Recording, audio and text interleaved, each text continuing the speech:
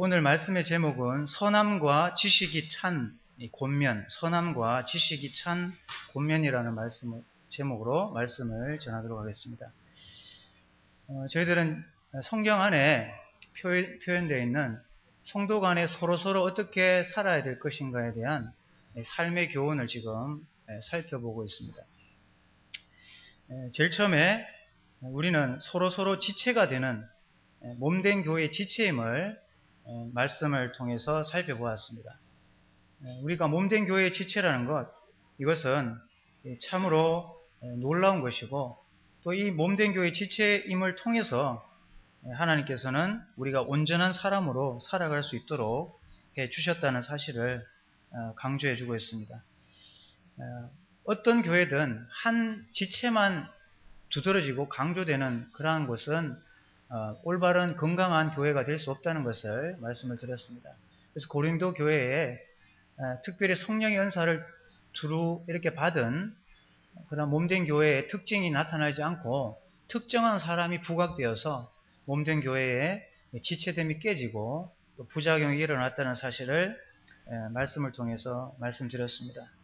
그래서 그러한 지체로서 이 은사를 활용하는 데 있어서 성숙함이 기본적으로 깔려 있어야 된다는 사실을 말씀을 드렸습니다.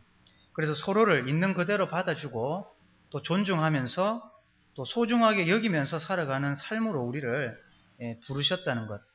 그래서 우리는 참 가치 있는 존재인데 그 이유는 몸된 교회의 지체이기 때문에 우리는 말할 수 없는 가치의 성도됨 되었다는 사실을 우리가 기억하며 살아가야 된다는 것을 말씀을 드렸습니다.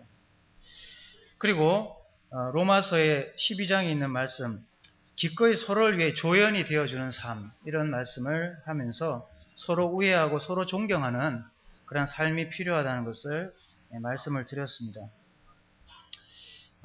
이 요나단의 삶을 통해서 이 다윗을 향한 요나단의 삶, 서로 우애하고 또 존경하는 것이 어떤 것인가를 우리가 요나단의 삶을 통해서 살펴보았습니다. 이 요나단은 자기의 군복과 자기의 신분을 벗어서 다윗에게 주었습니다. 그런 삶을 통해서 우리는 성도 간에 서로 우애하고 존경하는 것이 어떤 것인가를 우리는 살펴볼 수가 있는 것입니다. 그래서 우리의 자신의 방식을 앞세우지 않고 또 우리의 그럴듯한 말로 자신의 방식을 내세우지 않고 우리 자신을 제쳐두고 다른 사람이 잘 되도록 도와주는 삶, 이것이 바로 형제를 우애하고 존경하는 삶이라는 것을 말씀을 드렸습니다. 자기 이익을 꾀하고 거기에 사로잡히는 삶이 아니라 남들이 잘 되고 또 남들을 섬기는 데 있어서 자신을 잊을 정도로 자기를 내어 드리는 삶을 살아갈 필요가 있다고 하는 것을 말씀을 드렸습니다. 그리고 서로 뜻을 같이 하고 또 같은 뜻을 품고 서로 받아주는 삶, 이러한 삶이 필요하다는 것을 말씀을 드렸습니다.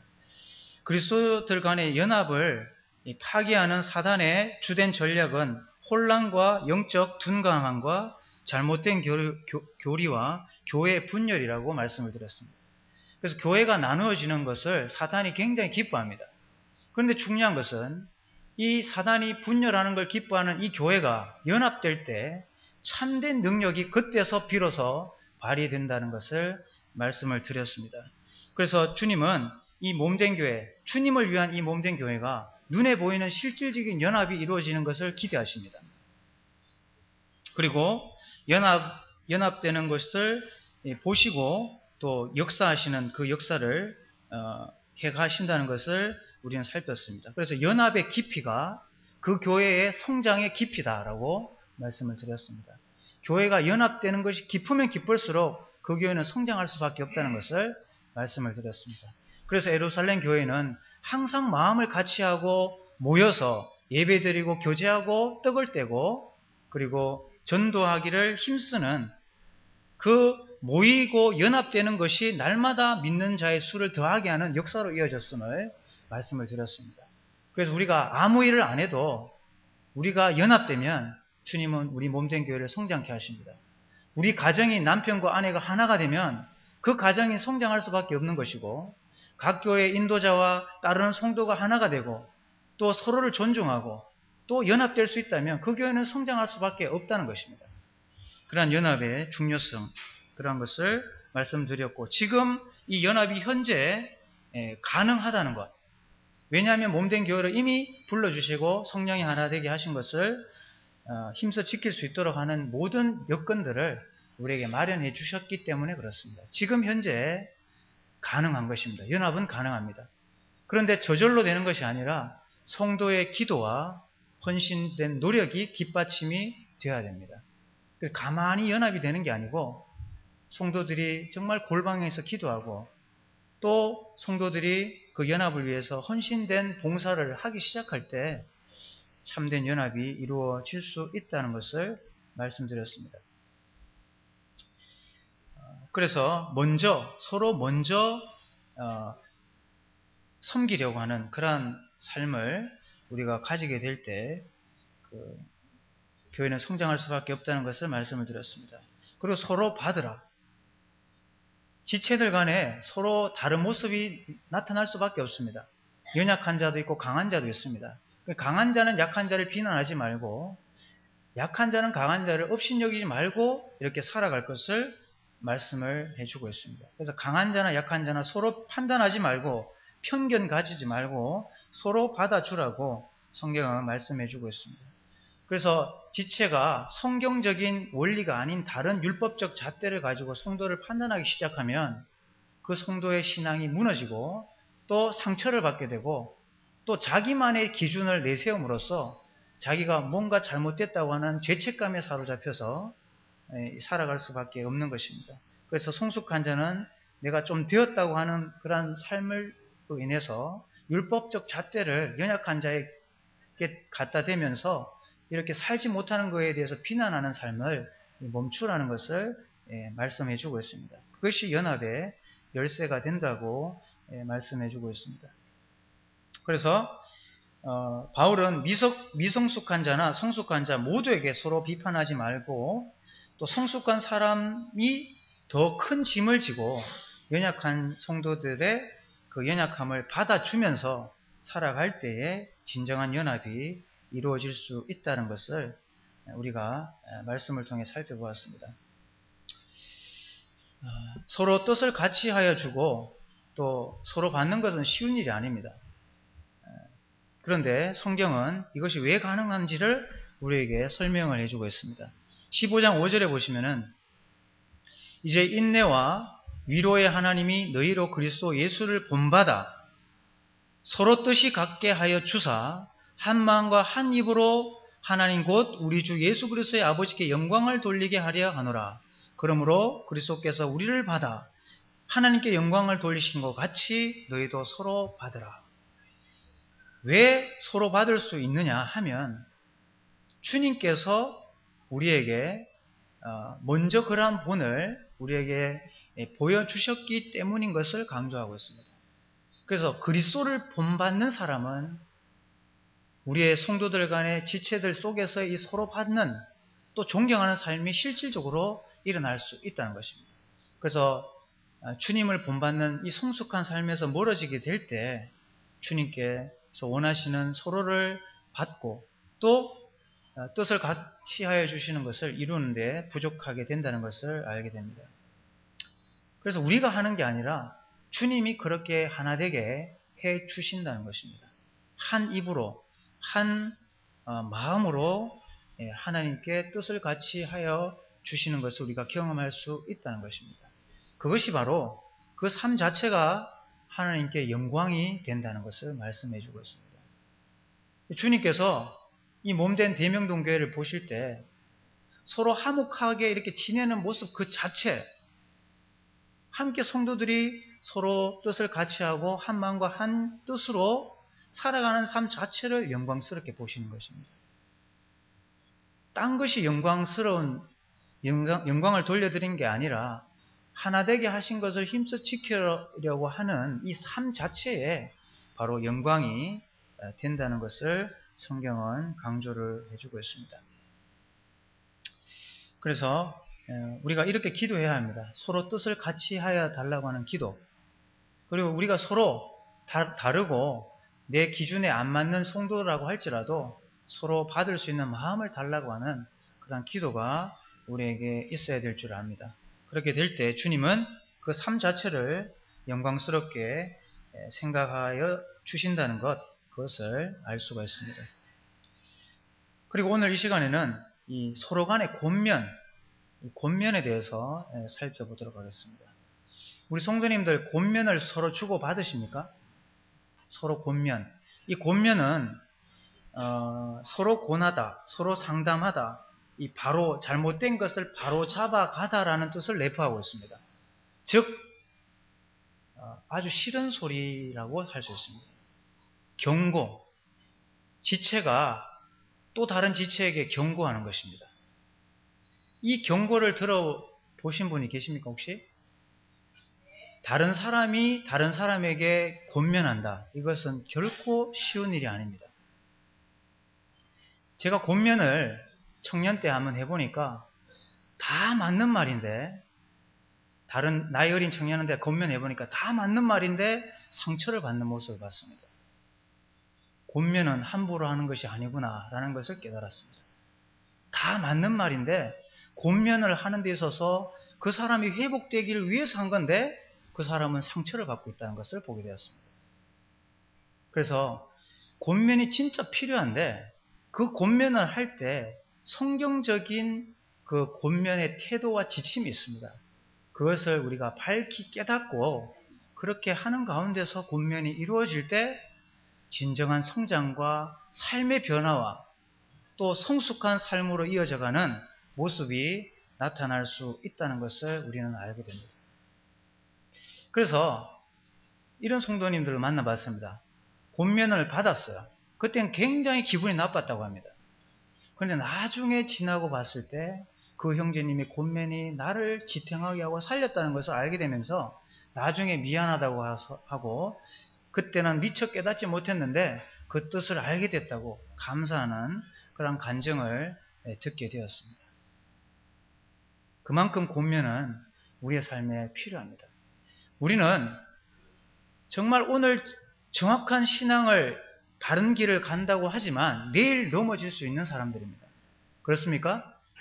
그렇기 때문에 우리는 서로에게 권면이 필요합니다. 저 형제 잘못된 길을 갑니다.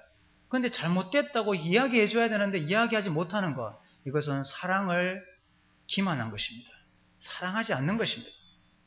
잘못된 것이면 분명하게 아프지만 이야기해 줘야 하는 것입니다. 그렇게 될 때 따끔하지만 그 길을 돌이켜서 바른 길을 갈 수가 있기 때문에 그렇게 해야 하는 것입니다. 그래서 우리 서로는 내일도 연약해질 수 있기 때문에 서로에 대한 권면을 주고받고 서로가 세움을 받으면서 살아가는 삶을 살아가야 한다는 것을 알게 됩니다. 우리가 로마서에 있는 이 로마교회 성도들을 살펴봤지만 약한 자도 있고 강한 자도 있다는 것을 알게 되지 않습니까? 다 성숙한 사람만 있는 교회는 아니었습니다. 그래서 서로 비판하는 일이 일어났고요. 또 강한 자와 약한 자들 사이에 연합이 깨어져서 서로 이 갈라지는 모습들이 일어났습니다. 그렇게 해서 사도 바울은 그러한 권면들을 쭉 해가는 것을 볼 수 있습니다. 그런데 오늘 읽었던 14절 말씀에 보면 이 사도 바울이 로마 성도들이 정말 이런 권면할 자격이 있는 성도임을 강조하고 있습니다. 14절에 보면 내 형제들아 너희가 스스로 선함이 가득하고 모든 지식이 차서 능히 서로 권하는 자임을 나도 확신하노라.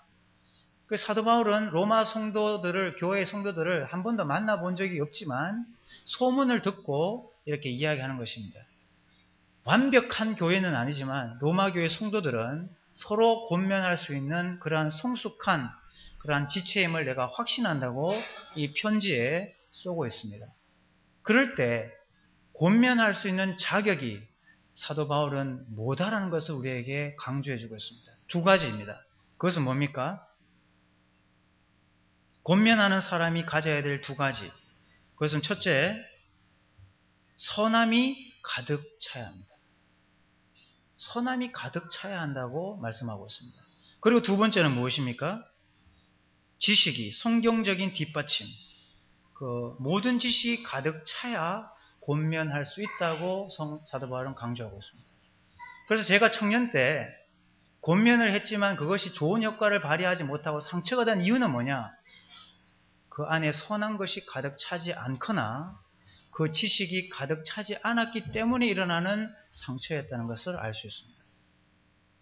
그래서 권면할 때 우리는 항상 확인을 해야 합니다. 뭡니까? 내 마음속에 그리스도의 선한 것이 가득 차 있는지를 꼭 확인해야 합니다.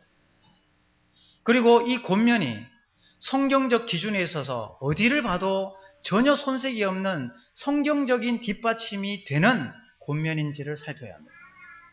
이 두 가지가 균형을 이루게 되면 어떤 거친 말을 그 지체에게 해도 그 사람에게 사랑으로 전달되게 되어 있습니다. 이것이 사도 바울이 우리에게 강조하는 것입니다. 거룩한 삶을, 그리스도를 닮아가는 삶을 살아내는 사람이 권면하는 것입니다. 그리고 성경적인 뒷받침을 가지고 치우치지 않는 그러한 권면을 할 수 있는 사람이 권면을 해야 된다는 것입니다. 우리 성도님들 한번 물어보겠습니다. 의사가 있는데 선함이 가득 차 있는 의사예요. 마음이 너무 좋습니다. 그런데 의술은 좀 뒤처집니다. 의술이 좀 떨어지는데 마음이 너무 좋은 의사예요. 첫 번째 의사. 두 번째 의사는 마음이 아주 안 좋은데 기술이 아주 뛰어납니다. 고치는 병이 전부 간 사람은 다 병을 낫고 돌아옵니다. 우리 성도님들은 어느 의사를 찾아가겠습니까? 마음이 좋은 의사를 찾겠습니까? 성질은 더럽지만 잘 고치는 사람 찾아가겠습니까? 잘 고치는 사람 찾아가겠죠. 우리는 선함이 가득 찬 것으로도 부족합니다. 선함은 가득 차 있는데 그 기준이 세상에서 들은 상식, 세상에 있는 기업가가 말하는 것을 전달해주면 그 성도는 망하게 됩니다. 성경적 기준, 정확한 지식이 없는, 스킬이 없는 사람이 착함만 가득 차여가지고 권면하면 그 사람이 잘못될 길을 갈 수 있습니다. 그래서 그리스도인은 선함이 가득 찬과 함께 성경적인 분명한 지식이 그 속에 가득 차야 합니다. 이것은 부모님들에게 아주 많이 요구되는 자질입니다. 우리 자녀들을 권면해야 되는데 언제 권면해야 됩니까? 날마다 권면해야 됩니다. 지속적으로 권면해야 됩니다. 그런데 부모의 자격이 없다고 해서 그 자녀의 부모가 되지 않는 것은 아니지 않습니까? 그러면 어떻게 해야 됩니까? 자질을 갖춰야 되는 것입니다. 어떤 자질입니까? 성경적인 분명한 지식을 가져야 합니다. 나는 올바르게 살지 않으면서 아이들한테 성경 봐라, 기도해라, 예배 잘 드려라, 앞자리에 앉아라. 됩니까? 그건 권면이 아니라 상처입니다. 내가 그리스도인으로서의 합당한 삶을 살지 않고 자녀에게 하는 권면은 그냥 흘러가는 소리에 불과한 것입니다. 그래서 우리는 주님 앞에 그리스도를 닮아가는 선함이 가득한 삶을 반드시 살아내야 하고, 부족하지만 그렇게 살아가려고 노력해야 하고, 그리고 성경적 기준을 우리 속에 채우면서 살아가는 것이 꼭 이루어져야 하는 것입니다. 이 두 가지가 우리 몸된 교회 모든 가정에 이루어지기를 소원합니다. 그렇게 해서 우리 자녀들을 위한 우리 남편과 아내 되신 우리 성도님들께서 부지런히 권면하시기 바랍니다. 왜? 그 미련한 것을 벗기기 위해서는 계속되는 권면이 필요합니다. 사랑의 권면입니다. 잔소리가 아니라 이러한 권면이 계속 이루어져 갈 때 그들은 죄악된 길을 벗어나서 바른 진리의 길을 살아갈 수 있도록 하는 것입니다. 사도 바울은 로마 성도들에게 스스로 선함이 가득하고 모든 지식이 가득 차 있는 너희는 서로 고난 자임은 나는 확신한다 라고 말해주고 있습니다. 그래서 우리 성도님들, 우리 서로는 서로에게 권면이 필요합니다. 우리 자녀들이 내 가정의 자녀는 아니지만 사랑과 선함을 지식을 가득 채우고 붙들어 놓고 앉혀놓고 네가 왜 이 자리에 예배를 드려야 하는지를 가르쳐야 합니다. 그리고 따끔하게 혼을 내야 되고 예배 시간에 움직이지 말고 앉아야 될 것을 누가 권면하더라도 그 부모가 상처받지 않고 내 자녀를 위해서 사랑으로 권면하는 것을 받아내야 하는 것입니다. 지가 뭔데 내 자녀를 꾸중해.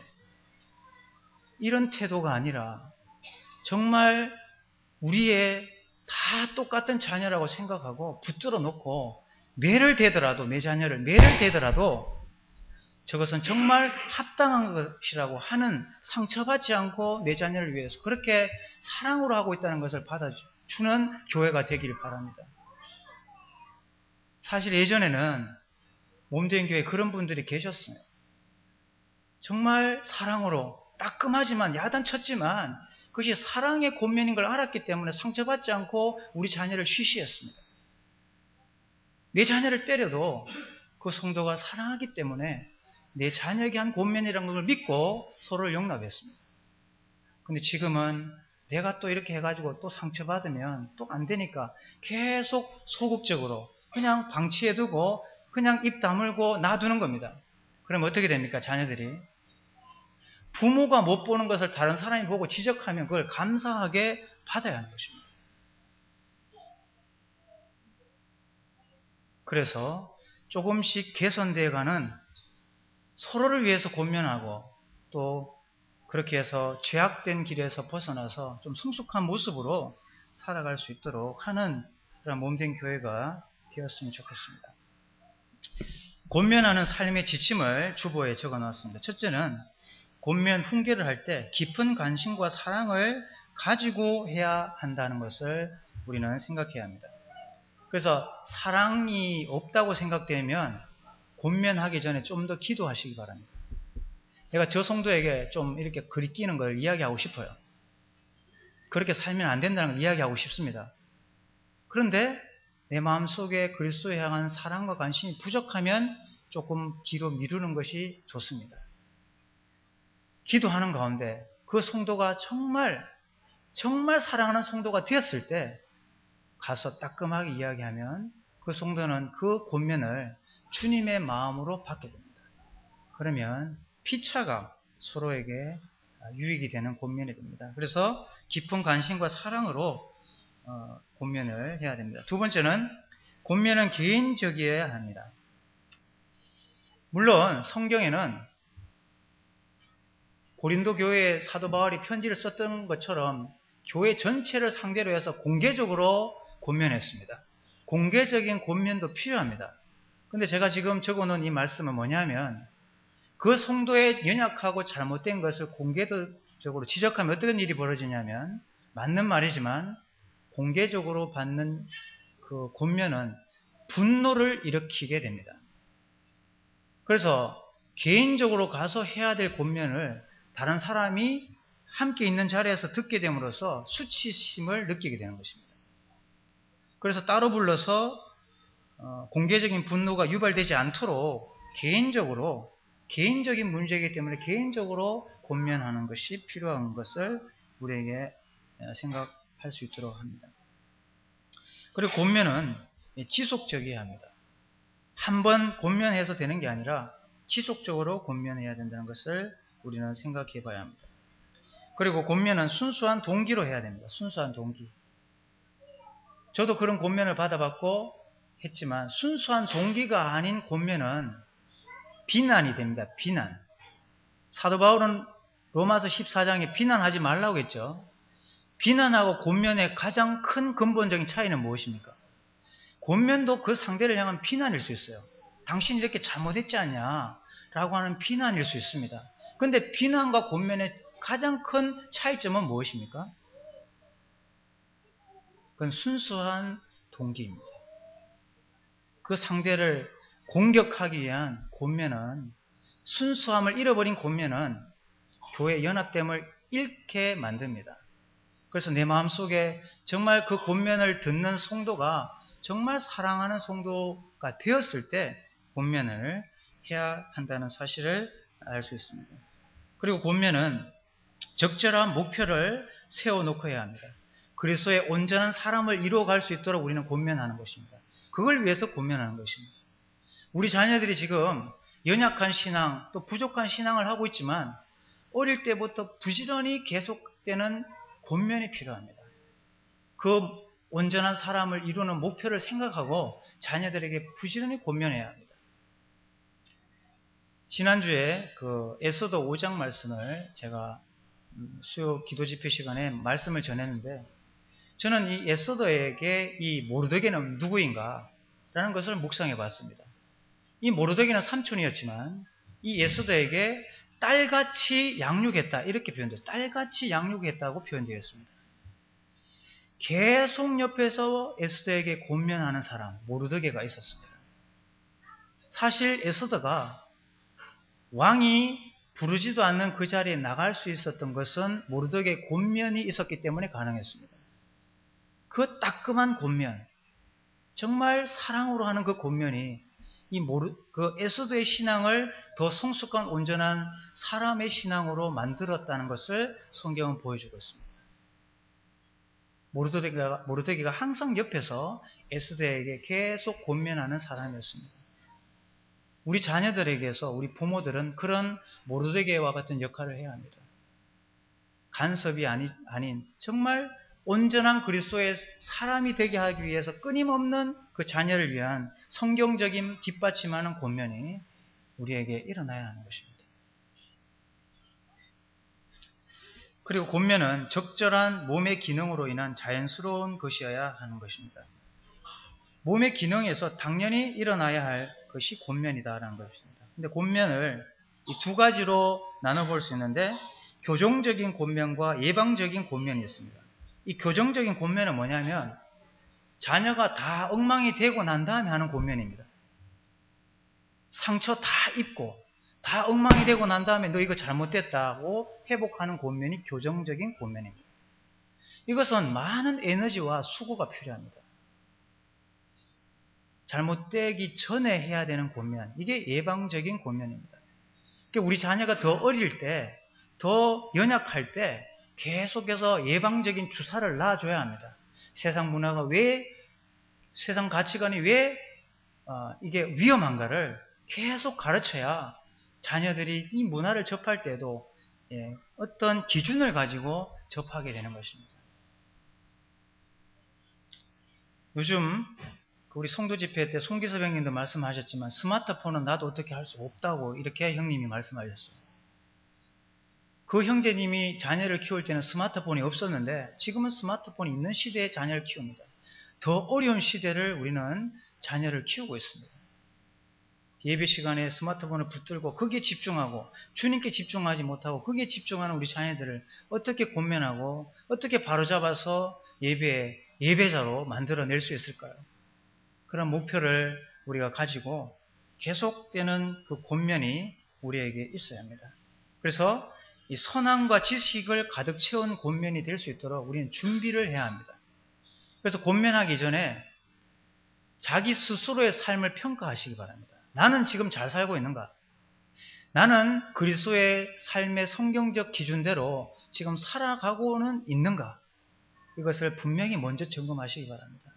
그러한 성도들이 많은 교회는 성숙한 교회이고 성숙한 사람이 많은 교회는 권면이 서로서로 일어납니다. 그래서 예방적인 권면 때문에 교회는 흘러떠내려가지 않고 진리의 말씀 속에 굳건히 서가고 또 사랑과 선행을 나타내고 살아가는 교회가 될 수 있다는 것입니다. 먼저 자기를 살피시고 내가 부모된 사람이면 먼저 성경적인 사람이 되시기 바랍니다. 기도의 사람이 되시기 바랍니다. 예배하는 사람이 되시기 바랍니다. 그렇게 해야 우리 자녀에게 전해지는 권면은 그 삶을 가르치는 권면이 될 수 있습니다. 그렇게 해서 이 권면하는 삶의 지침을 쭉 살펴보시고 우리 성도들에게 권면하는 삶을 살아가시기 바랍니다. 저는 청년들에게 저 권면할 때 이 권면하는 것이 조심스럽습니다. 우리 성도 과정에 부모님들이 알아서 잘 하시겠지. 그리고 또 거의 맡겨놓는 편입니다. 그런데 그런 권면이 필요합니다. 준비를 하고 있어요. 교회 안에는 그런 권면을 해야 합니다. 꼭. 마치 자기가 잘 살아가고 있는 것처럼 착각할 정도로 권면이 지금 부족한 그런 실정이 있습니다. 우리 청소년들을 위해서, 우리 유치원동부 아이들을 위해서, 청년들을 위해서 우리가 먼저 된 사람으로서 기도하고 꼭 권면을 해서 우리가 서로 세움을 받는 그러한 교회가 되기를 바랍니다. 우리 사도행전 20장 말씀을 한번 펴보겠습니다.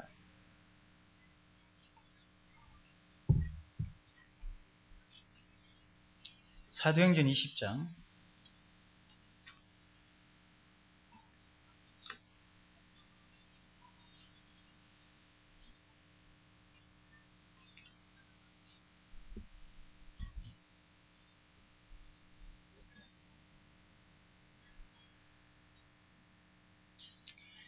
20장 31절에 보시면은 그러므로 여러분이 일깨어 내가 3년이나 밤낮 쉬지 않고 눈물로 각 사람을 훈계하던 것을 기억하라. 이 훈계가 권면이죠. 이 사도 바울이 에베소 교회에 상당히 오래 있었습니다. 3년 정도를 있었는데 3년 그죠? 그런데 이제 이 에베소 장로들을 만나고 이제 마지막 만남입니다. 이 만남 가운데서 이 사도 바울이 하는 그러한 이 장로들을 향한 권면의 내용들을 우리가 쭉 살펴볼 수 있습니다. 근데 이 사도 바울이 3년 동안 어떻게 했느냐? 밤낮 3년이나 쉬지 않고 눈물로 각 사람을 훈계했다고 이렇게 이야기하고 있습니다. 에베소는 얼마나 타락한 도시입니까? 문화적으로 얼마나 문란한 도시였습니까? 그런데 그 교회에 들어온 사람들은 얼마나 세상 문화에 젖어 있었겠습니까?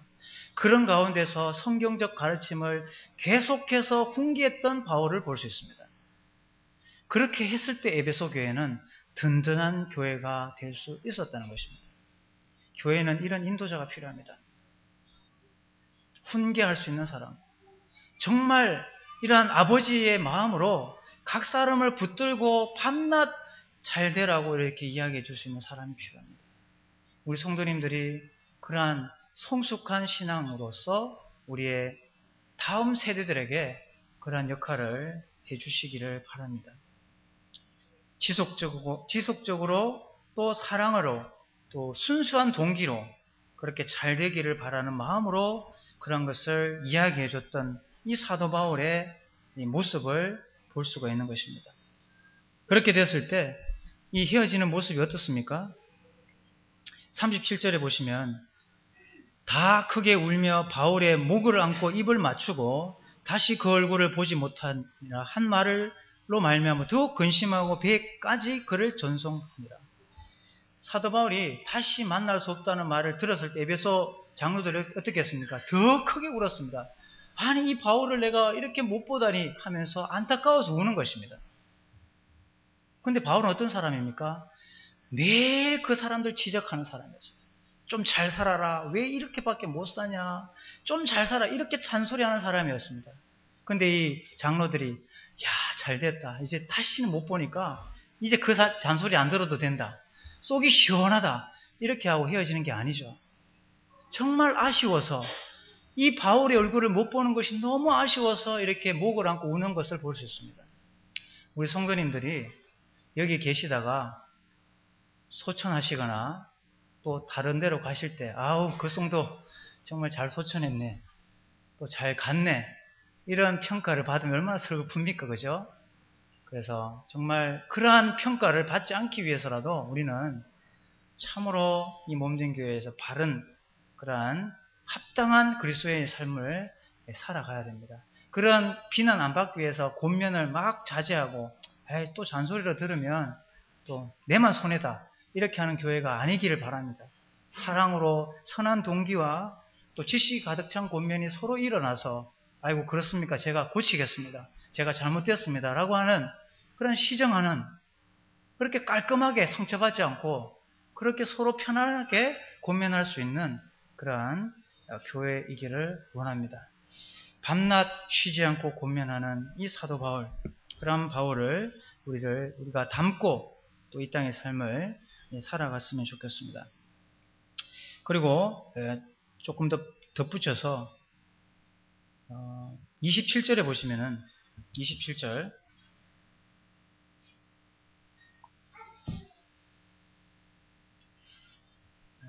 이는 내가 끓이지 않고 하나님의 뜻을 다 여러분에게 전하였습니다. 이렇게 되어 있습니다. 사도 바울이 에베소 교회에 머물러 있는 동안은 3년이었습니다. 근데 3년인데 사도 바울은 자기가 가르칠 수 있는 것을 전부 다 쏟아냈다고 이야기하고 있습니다. 이건 우리에게 정말 도전적인 말씀입니다. 내가 머무르는 동안 내가 가지고 있는 걸 다 쏟아 놓는 것입니다. 내 자녀들에게 내가 가르칠 걸 이제 다 가르쳤다. 이렇게 이야기할 수 있는 우리 성도님 되길 바랍니다. 내가 알고 있는 모든 것들을 너한테 다 가르쳤다. 이제 네가 올바른 신앙인이 되거라. 이것만큼 도전적인 말씀이 어디 있습니까?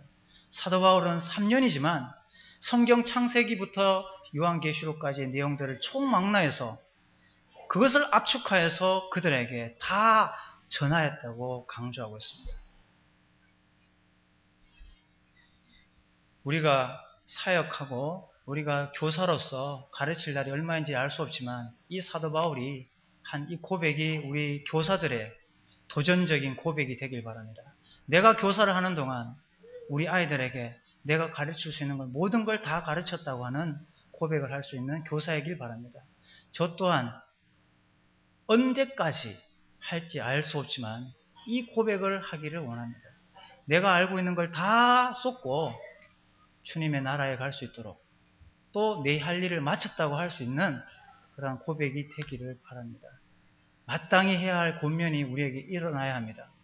우리 자녀들에게 내 자녀가 아니지만 붙들어 놓고 눈물 흘리면서 좀 제대로 살아야 된다고 따끔하게 이야기할 수 있는 이러한 정말 분위기가 우리 대명동교회 이제 앞으로 일어나기를 기대합니다. 함께 기도하겠습니다.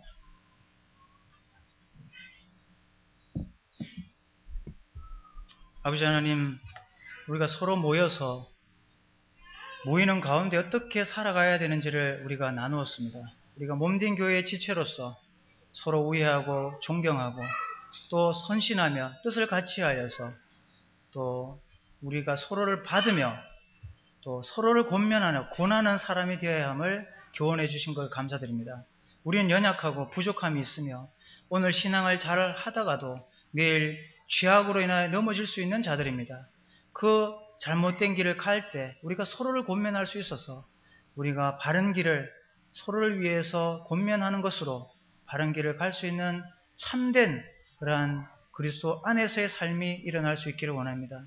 우리에게 선한 것을 가득 채우고 또 진리의 말씀을 올바르게 채워서 서로를 위한 권면이 상처가 되지 않는 정말 사랑이 바탕이 된 그러한 교훈과 훈계로 전달될 수 있도록 하여 주셔서 우리 서로가 그러한 권면으로 인해서 더 성숙한 신앙을 살아가기에 부족함이 없도록 주님이 도우시고 역사해 주시길 원합니다. 주님 바라옵기는 우리의 주의 자녀들, 태의 열매로 주신 우리의 상급인 이 자녀들이 우리의 부모들의 권면을 통해서 교사들의 권면을 통해서 연약하지만 이제 조금씩 삶이 바뀌어서 합당한 예배자로 주의 일꾼으로 주님의 사랑하는 하나님의 사람으로 온전하게 되기를 소원합니다. 그러한 일이 일어나기를 우리가 기대하고 또 주님 앞에 기도하오니 다음 세대가 더 뜨겁게 주님을 섬기며 나아갈 수 있는 몸된 교회 되게 하여 주시기를 기도드리며 존귀하신 예수 그리스도 이름으로 기도했습니다.